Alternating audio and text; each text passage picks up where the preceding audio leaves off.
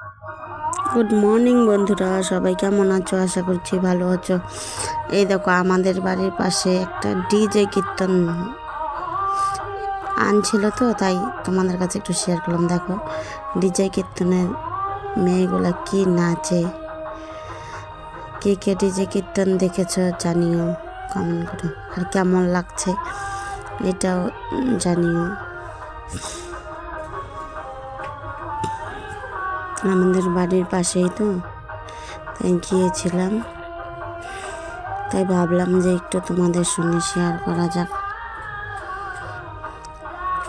কেমন লাগে অবশ্যই জানিও বন্ধুরা। ভালো লাগলে একটু লাইক কমেন্ট শেয়ার,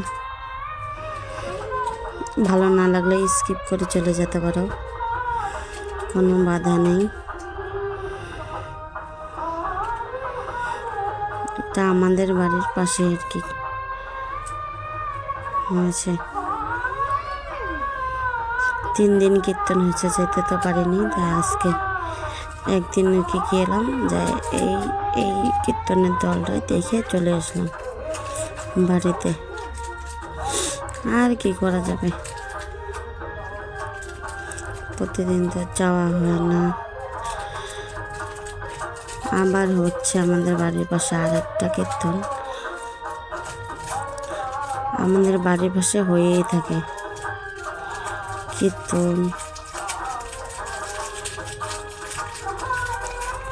সবার কেমন লাগলো জানিও।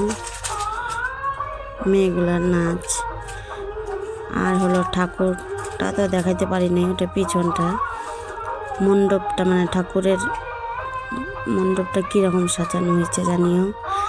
প্যান্ডেলটা সবাই অনেক অনেক লোক হয়েছে।